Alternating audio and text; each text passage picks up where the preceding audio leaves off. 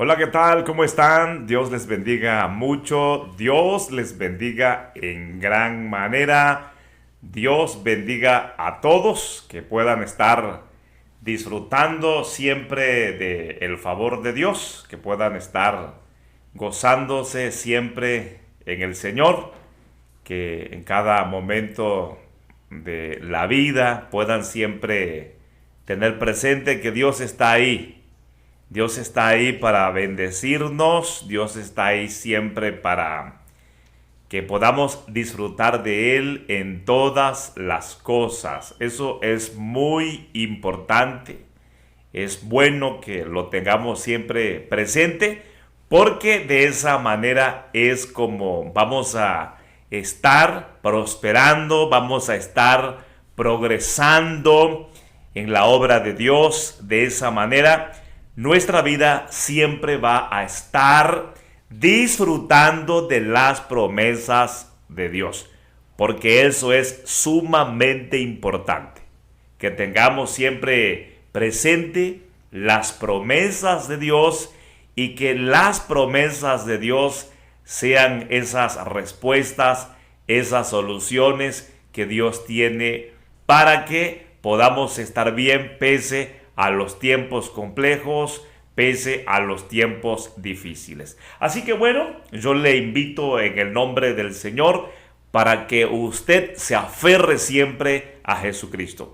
Vamos, hermanos, al tema de hoy, lo que no puede faltar en un verdadero cristiano. Vamos a estar hablando aquí sobre algunas cosas que deben estar siempre presentes en la vida de un cristiano. Esto sirve para que nos demos cuenta cómo es nuestra condición espiritual actualmente. Pero también esto sirve para que nosotros no sea que vayamos a estar siendo engañados por Satanás. O sea, sirve para que no nos dejemos engañar por Satanás. Así que esto nos va a ayudar de tal manera que vamos a darnos cuenta si estamos madurando, si estamos creciendo, si estamos viviendo como debiéramos vivir de acuerdo al Evangelio. Lo que no puede faltar en un verdadero cristiano. Quiero tomar la Biblia, quiero tomar la palabra de Dios y invitarles para que tomemos en cuenta lo que dice Primera de Tesalonicenses. Primera de Tesalonicenses capítulo 1. Y quiero que veamos el versículo número 2 y el versículo número 3. Esto es lo primero. ¿Cómo dice la palabra de Dios, hermanos? Damos siempre gracias a Dios por todos vosotros, haciendo memoria de vosotros en nuestras oraciones, acordándonos sin cesar delante del Dios y Padre nuestro de la obra de vuestra fe. Y luego sigue diciendo, del trabajo de vuestro amor y de vuestra constancia en la esperanza en nuestro Señor Jesucristo. Hoy vamos a ver tres cosas sobre lo que nos ayuda para comprender cómo estamos espiritualmente. Esto es lo que no puede faltar en la vida de un creyente. Vamos a ver tres cosas. El pasaje comienza diciendo que el apóstol Pablo y sus compañeros, sus hermanos, sus consiervos, oran por los hermanos de la iglesia que están agradecidos con Dios por ellos. Ahora, dicen ellos, acordándonos sin cesar delante del Dios y Padre nuestro de la obra de vuestra fe. ¿Por qué agradece el apóstol Pablo? Agradece por la fe de los hermanos. Y por lo mismo el apóstol está interesado en que ellos puedan estar creciendo en la fe. Hermanos, lo que no puede faltar en un verdadero cristiano es la fe. Nuestra fe es importante. De hecho, ahí comienza todo. Ahí inicia todo. Ahora, ¿por qué es necesario que estemos hablando acerca de la fe en un cristiano? ¿Por qué es importante que nosotros estemos recordando lo que no debe faltar en un verdadero cristiano? Porque vivimos en un tiempo difícil en donde hay apariencia de fe, en donde hay apariencia de cristianos. Y lo único que verdaderamente nos hace ser cristianos, creyentes en Jesucristo, es precisamente la fe. El apóstol agradece a Dios por la fe. ¿Y por qué, hermanos? Él agradece por la fe. Porque la fe forma parte de la gracia. La fe la recibimos por gracia. Ahora, yo quiero decirle acerca de esta fe. Porque no solamente es que digamos que no nos debe faltar la fe en Cristo, sino que debemos conocer más sobre esta fe. Debemos saber en qué consiste esta fe. Mire, en Primera de Corintios, capítulo 2, del verso 1 al 5, hay una enseñanza muy importante acerca de la fe que no debe faltar en un cristiano, en un creyente. Y yo quiero que usted tome en cuenta esto para que se dé usted a la tarea de comprender si la fe que tiene es la fe verdadera, si la fe que tiene es la fe genuina o no. Primera de Corintios capítulo 2, verso 1 al 5. Así que, hermanos, cuando fui a vosotros para anunciaros el testimonio de Dios, no fui con excelencia de palabras o de sabiduría. Cuando el apóstol Pablo usa la palabra testimonio de Dios, se refiere al Evangelio, se refiere a Jesucristo, se refiere a la palabra de Dios, se refiere a la verdad. Pues me propuse no saber entre vosotros cosa alguna, sino a Jesucristo y a este crucificado. Ahí está. Este es el testimonio de Dios, porque Dios en su soberana voluntad quiere que anunciemos el Evangelio. ¿Por qué? Porque el Evangelio es la buena noticia de que Jesús el Cristo murió por nuestros pecados conforme a las Escrituras, y que conforme a las Escrituras también resucitó, fue sepultado y resucitó conforme a las Escrituras. La muerte de Cristo, el sacrificio de Cristo es el testimonio de Dios. Esto es lo que Dios quiere anunciar. Y dice el apóstol que lo que él enseñó, lo que él predicó, fue a Jesucristo y a este crucificado. Él predicó el Evangelio. Él predicó la enseñanza de la muerte y de la resurrección de Cristo. En el versículo 3, y estuve entre vosotros con debilidad y mucho temor y temblor. Y ni mi palabra, ni mi predicación fue con palabras persuasivas de humana sabiduría, sino con demostración de el Espíritu de poder, para que vuestra fe no esté fundada en la sabiduría de los hombres, sino en el poder de Dios. Esto es maravilloso, hermanos. El apóstol predicó el Evangelio de Jesucristo, la muerte de Jesucristo, la crucifixión de Jesucristo, el sacrificio de Jesucristo por nuestros pecados, la obra de Cristo para que seamos salvos. Y él no habló eso así tratando de persuadir a los hermanos con argumentos humanos. No trató de persuadir a los hermanos con palabras así de humana sabiduría, sino que él confió en el poder del Espíritu Santo, quien convence a las personas con el Evangelio. Y aquí está pues para nosotros el fundamento de la fe, la raíz de la fe, la base de la fe. el objeto de la fe. ¿Hacia dónde se enfoca nuestra fe? Nuestra fe debe estar puesta en Jesucristo, en su sacrificio, en su obra. Hermanos, comprendamos que la obra de Cristo fue necesaria para que nosotros recibamos verdadero perdón de pecados, verdadera justificación, para que nosotros recibamos el verdadero derecho de ser hijos de Dios, para que nosotros seamos recibidos por Dios, para que tengamos verdadera comunión con Dios.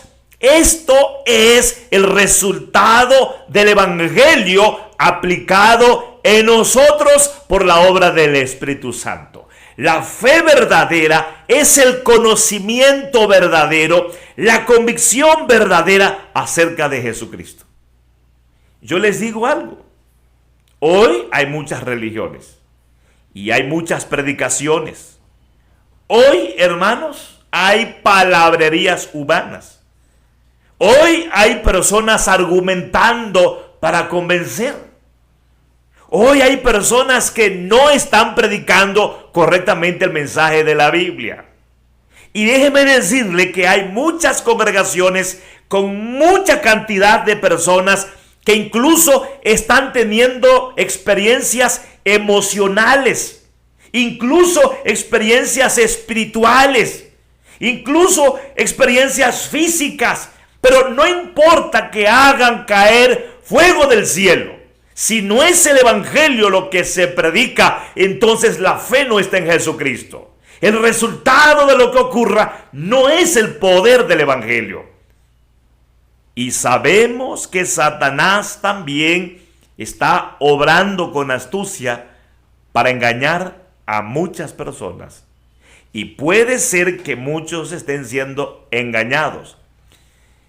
Hermanos, hay personas que solamente reciben un mensaje que les hable de que hay sanidad, de que no van a tener ningún problema, de que todo les va a salir bien. Y por eso hay personas que se enfocan más en decretos. Decreto para tu vida esto, decreto para tu vida aquello, y todo va en dirección de la prosperidad física, de la prosperidad material, de que todas las cosas funcionen en este mundo. Así, tan perfecto todo como para que nunca tengamos ningún proceso difícil. Entonces, el apóstol Pablo se presentó con el Evangelio y no fue argumentando nada, solo expuso el mensaje de la cruz de Cristo. ¿Y quién hizo la obra? El Espíritu Santo. Y entonces la fe de los creyentes estaba basada en el mensaje de la cruz, y esa fe fue el resultado del poder de Dios. Esta es la fe que no debe faltar en un creyente. Esta fe, por lo mismo, hermanos, hermanas, debe ser consolidada precisamente con la palabra del Evangelio.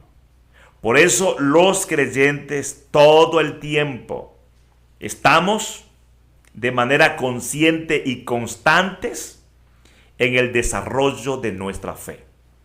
Y el desarrollo de nuestra fe siempre va a ser con la palabra, conforme a la palabra. Por eso necesitamos abrazar la palabra. Y necesitamos profundizar en la palabra. No en el sentido de que, como para ser muy intelectuales. No, sino que debemos dejarnos llevar por la corriente de la palabra, por el mensaje de la palabra. Y llevados en la corriente de la palabra, entonces nuestra vida va a estar bien. Nuestra vida va a estar en desarrollo, en crecimiento, siempre centrados, siempre enfocados en Jesucristo. Esto lo necesitamos con urgencia. Esto debe ser real en nuestra vida. Esto no debe faltar en nuestras vidas. La fe es fundamental porque por la fe creemos en Jesucristo y entonces se resuelven nuestros problemas espirituales. Todo se resuelve en nuestra vida porque Cristo es la respuesta que Dios, el Padre, nos ha dado. En Hebreos capítulo 11, verso 6. Mire, pero sin fe es imposible agradar a Dios, porque es necesario que el que se acerca a Dios crea que le hay y que es galardonador de los que le buscan. Si no tenemos fe, no hay comunión con Dios.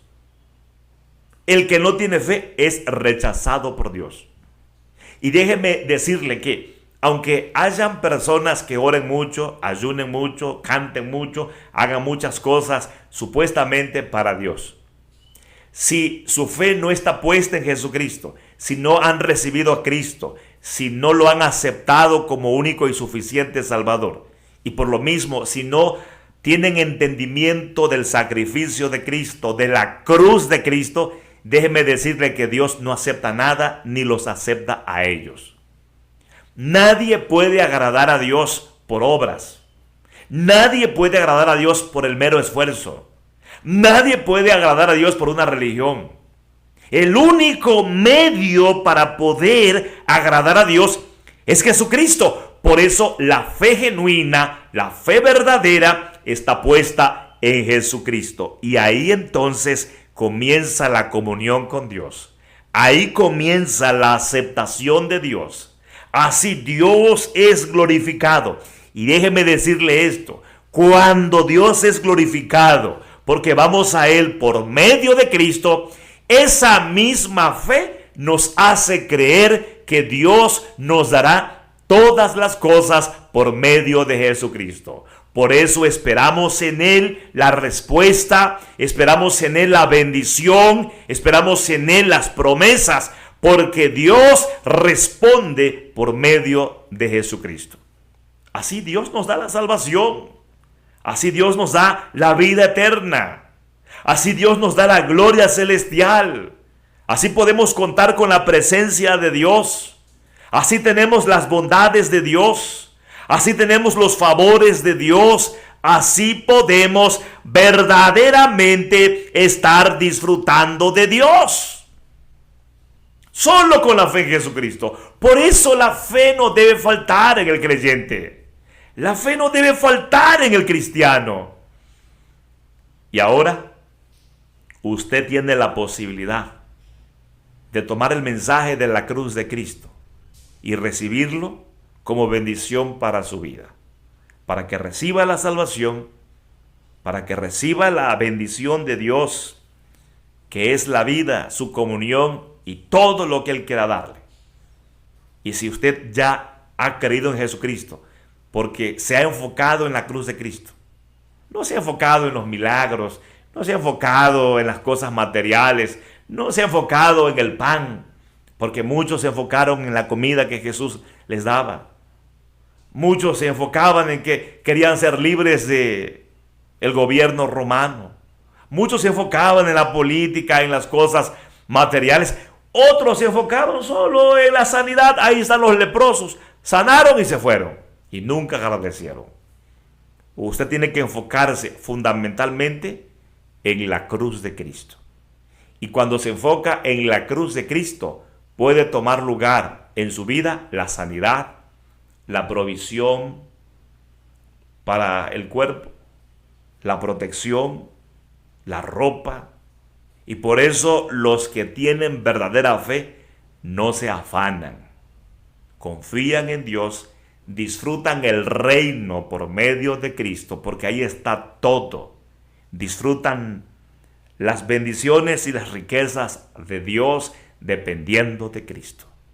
Pero lamentablemente hoy hay muchas personas que no quieren oír la palabra de verdad. Prefieren oír otras cosas, cuentos, fábulas, falsas doctrinas, falsas promesas, Y todo eso está arruinando espiritualmente a las personas, aunque ellos piensen que están prosperando porque sienten bonito y les hablaron bonito y entonces agarraron una palabra y creen que esa palabra se va a cumplir en sus vidas. Pero es un decreto meramente humano. Entonces la parte medular para la fe verdadera es el Evangelio. Y el Evangelio es el sacrificio de Cristo, la obra de Cristo, la cruz de Cristo. Y ahí la fe te llevará a la comunión con Dios por medio de Cristo, y Dios se agrada con esa fe. Y Dios responde por esa fe con galardones, con bendiciones, con promesas, con todo lo que Él ha decretado para nuestra vida, precisamente por medio de Jesucristo. Quiero releerle en nuestra lectura base, Primera de Tesalonicenses, para que nos quede bien claro, hermanos. En el versículo 3, acordándonos sin cesar delante del Dios y Padre nuestro de la obra de vuestra fe. Sí. Y luego, si leemos más adelante, podemos ver en el versículo 8 y el versículo 9, porque partiendo de vosotros ha sido divulgada la palabra del Señor, no solo en Macedonia y en Acaya, sino que también en todo lugar vuestra fe en Dios se ha extendido, de modo que nosotros no tenemos necesidad de hablar nada. La fe de los tesalonicenses se divulgó. ¿Cómo se divulgó esa fe, hermanos? Esa fe se divulgó, mire, le leo acá. Porque ellos mismos cuentan de nosotros la manera en que nos recibisteis y cómo os convertisteis de los ídolos a Dios para servir al Dios vivo y verdadero. Ellos tuvieron un cambio de vida, un cambio de prioridad. Su enfoque cambió. Estaban adorando a los falsos dioses, ahora adoran al Dios verdadero, porque la fe verdadera nos lleva al Dios verdadero. La fe verdadera nos hace cambiar de rumbo. Pero no solamente por eso. En el contexto de los tesalonicenses, ellos pasaron por muchas pruebas, pasaron por muchas tribulaciones, pero ahí permanecieron firmes.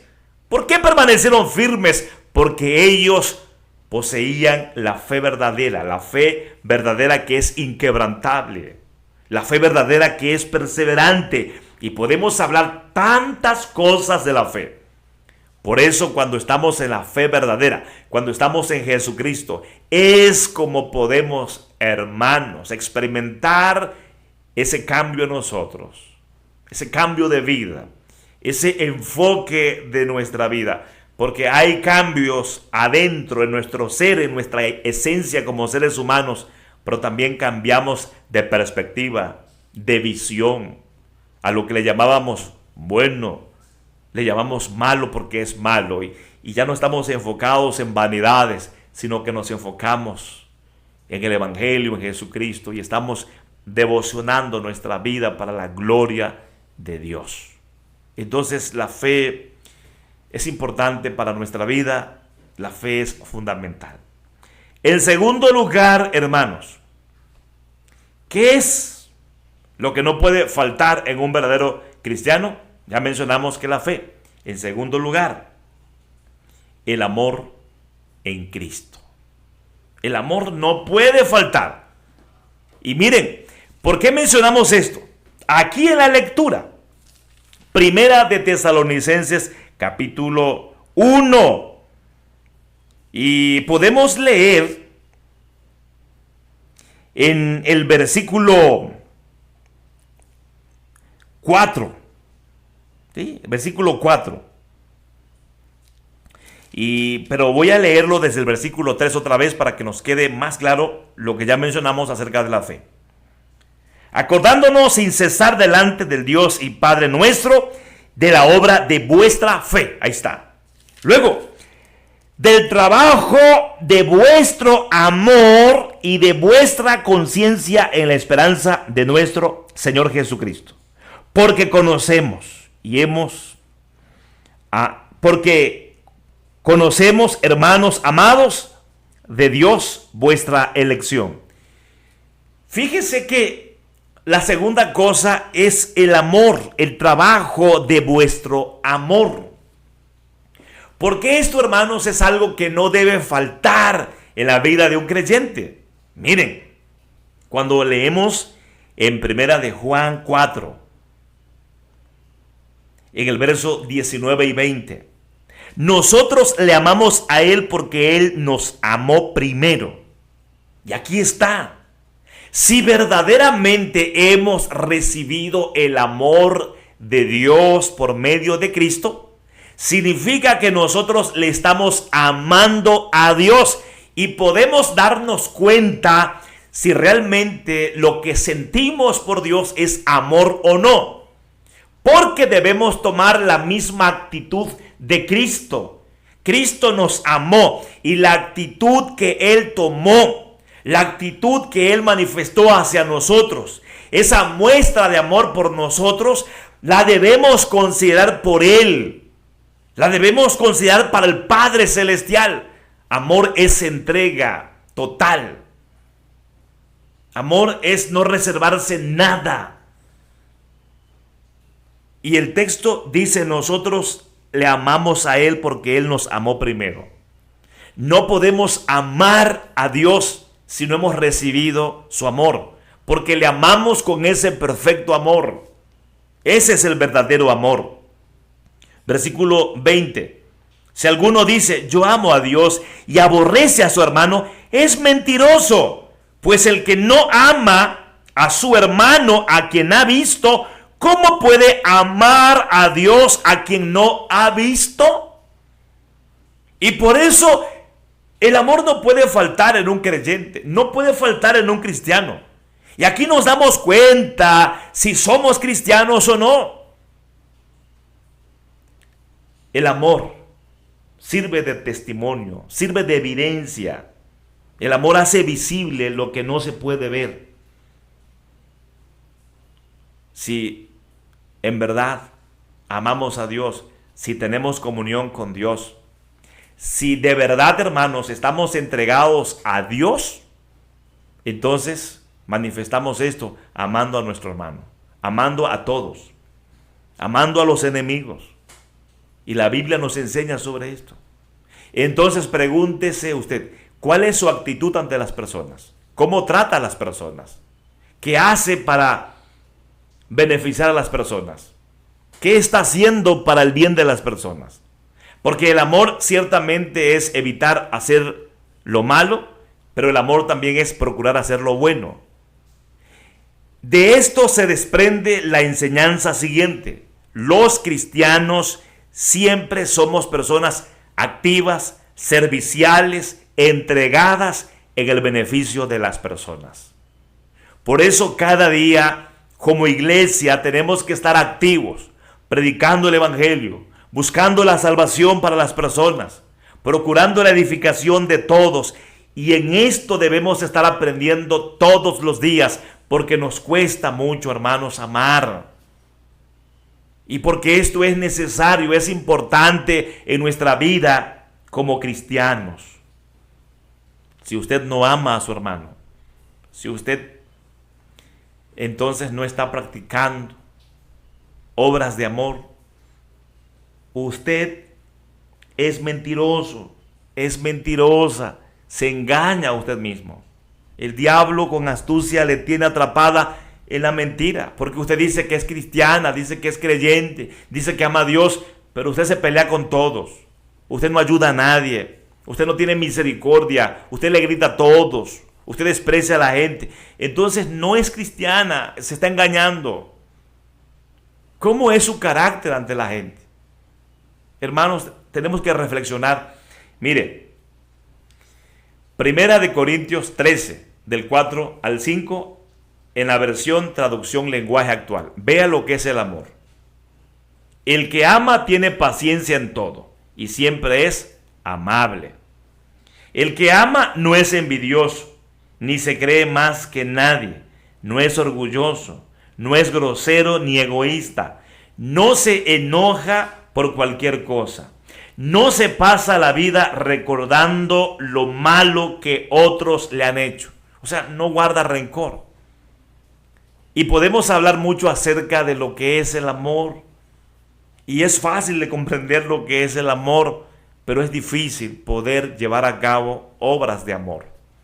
Por eso cada día, hermanos míos, debemos estar recibiendo el amor de Dios por medio de Cristo para que nuestra vida crezca en amor. ¿Y saben qué es lo que tenemos que hacer? Estar recibiendo el Evangelio, porque el Evangelio nos muestra el amor de Dios en Cristo Jesús.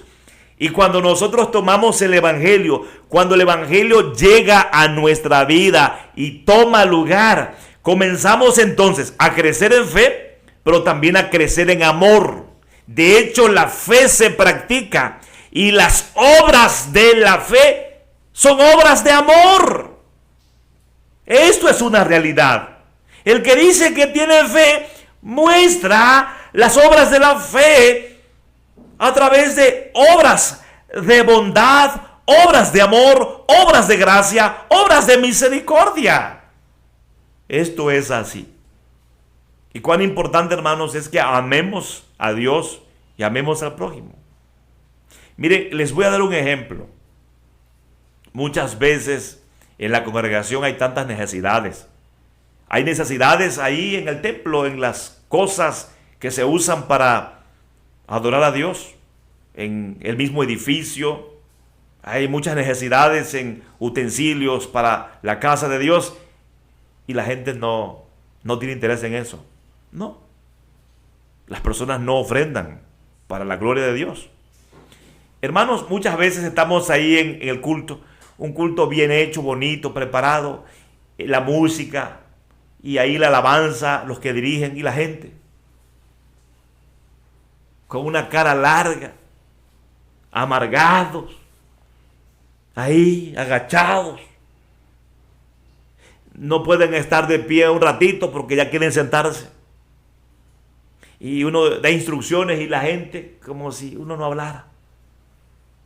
¿Dónde está ese amor hacia Dios, hermanos? La gente se queja de todo, quiere todo fácil. No quieren sacrificar nada.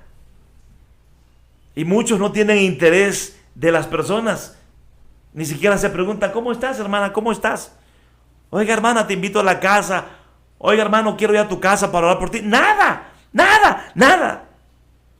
Estoy hablando en términos generales. Por supuesto que existe, pero hablo en términos generales. Espero que usted me tome la idea que quiero compartir. Hablo en términos generales. ¿Qué hace falta? Hace falta, hermanos, amor. El amor de muchos se ha enfriado. ¿Dónde está el amor por Dios? ¿Dónde está el amor por las almas? Hermanos, tenemos que evangelizar, tenemos que predicar. ¿Dónde está nuestro interés para que las almas conozcan el Evangelio? Claro que también se requieren finanzas para la predicación del Evangelio, por supuesto.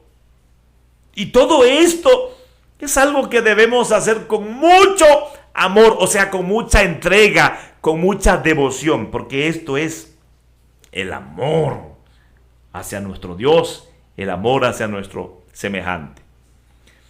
Colosenses capítulo 3, versículos 12 al 14. Vestíos pues como escogidos de Dios, santos y amados, de entrañable misericordia, de benignidad, de humildad, de mansedumbre, de paciencia, soportándoos unos a los otros y perdonándoos unos a los otros, si alguno tuviere queja contra otro. De la manera que Cristo os perdonó, así también hacedlo vosotros. Y sobre todas estas cosas, vestíos de amor, que es el vínculo perfecto. Hermanos, y cuánto odio puede haber entre nosotros. Cuánta queja, cuánto enojo, cuánta murmuración, cuánto deseo de maldad. Sí, porque ocurren tantas cosas feas en una iglesia. Entre gente que ministra, entre pastores, entre líderes, hay una cosa tremenda de enojo. La gente se enoja. Ahí están los líderes peleando, enojados. Ahí están los cristianos hablando mal de otro. La hermana hablando mal de la otra. El hermano o la hermana quejándose de su hermano. ¿Y cuánto cuesta reconciliar a dos familias? ¿Cuánto cuesta reconciliar a dos personas en la iglesia? Cuesta mucho. Pero hay veces que nosotros estamos queriendo sacar agua de un pozo que está seco. O sea, a veces que queremos que la gente actúe en amor, pero que van a actuar en amor si no tienen a Cristo, no tienen el evangelio. Si esa gente no es cristiana, si esa gente no es evangélica, ¿cómo van a amar a su hermano? ¿Cómo van a perdonar a su hermana, si no aman a Dios? Si no han experimentado el perdón de Dios en Cristo, ¿cómo van a perdonar a alguien? No aman. Y esta es una realidad, hermanos. Y por eso usted evalúese, analícese en este momento. Yo me estoy analizando en este momento. Estoy pensando en mí, en mis actitudes, carentes de amor, carentes de humildad, carentes de mansedumbre, carentes de benignidad. En fin, debemos evaluarnos. ¿Cómo estamos espiritualmente? Porque pudiera ser que en realidad no hemos amado a Dios todavía. No amamos a Dios, no somos cristianos, no somos evangélicos. O puede ser que ya tenemos a Cristo en nuestra vida, pero necesitamos madurar, necesitamos crecer. Y esto lo produce el evangelio. Por último, hermanos, por último, mire, necesitamos esperanza en Cristo. Lo que no puede faltar en un verdadero cristiano: la fe en Cristo, el amor en Cristo y la esperanza en Cristo. Esto no puede faltar. La esperanza en Cristo no puede faltar. Miren, estamos en nuestra lectura base, Primera de Tesalonicenses, capítulo 1. Y hemos estado leyendo del verso 2 y hemos tomado hasta el verso número 10. Vuelvo a leer el versículo 3, que ahí aparece la fe, el amor y la esperanza. Acordándonos sin cesar delante del Dios y Padre nuestro de la obra de vuestra fe, del trabajo de vuestro amor y de vuestra constancia en la esperanza en nuestro Señor Jesucristo. Aquí están las tres cosas: la fe en Cristo, el amor en Cristo y la esperanza en Cristo. Mire, la enseñanza es muy sencilla, ¿verdad? Y la enseñanza está organizada para que se nos quede en la mente, en el corazón, en la vida. Hermanos, no puede faltarnos la esperanza. Y qué maravilloso es tener esperanza. Mire, le leo un pasaje de la Biblia. En Romanos 15:13. Y el Dios de esperanza os llene de todo gozo y paz al creer, para que abundéis en esperanza por el poder del Espíritu Santo. El deseo de Dios es llenarle de esperanza. ¿Y cómo llega la esperanza a usted? ¿Cómo va a sentir seguridad en las promesas de Dios? ¿Cómo va a considerar que la palabra de Dios es veraz, que es verdadera? Miren, hermanos, la fe nos hace creer en la palabra. Pero Dios comienza a obrar con el evangelio en nuestra vida. Por eso el evangelio produce gozo, el evangelio produce paz. Cuando tenemos gozo, cuando tenemos paz, entonces estamos creciendo en esperanza. Estamos abundando en esperanza. El Espíritu obra en nosotros esperanza. El fruto del Espíritu es esperanza. ¿Y cómo se manifiesta la obra del Espíritu Santo? Cuando estamos en la palabra, cuando estamos en el Evangelio, cuando tomamos la verdad de Dios. Por eso nosotros siempre debemos ser personas centradas en el Evangelio, siempre escuchando la seria predicación del Evangelio. Debemos ser personas conscientes y constantes en la palabra, personas maduras para escuchar el mensaje de la Biblia. Pero yo he visto, hermanos, vuelvo a reiterar, la gente no quiere escuchar la palabra. Y escuchan a un famoso que les dice cualquier cosita por ahí y ya, lo toman como si fuera, lo máximo. La gente está escuchando cosas porque tienen comezón de oír. Y se amontonan por eso muchos inventadores de cuentos, porque la gente tiene comezón por escuchar alguna cosa. Y como saben qué cosa quieren escuchar, eso le ofrecen. La gente quiere escuchar sanidad, quieren escuchar finanzas, y eso es lo que les ofrecen. Las personas quieren bienestar en este mundo, y eso es lo que les ofrecen. Porque la gente tiene comezón por oír eso. Pero ¿cómo crecemos en la verdadera esperanza? ¿Cómo nos puede ir bien aquí y allá con la esperanza? Y déjenme decirle, mire lo que implica la esperanza para nosotros aquí. En el Salmo 42, versículo 11. ¿Por qué te abates, oh alma mía, y por qué te turbas dentro de mí? Espera en Dios, porque aún he de alabarle, salvación mía y Dios mío.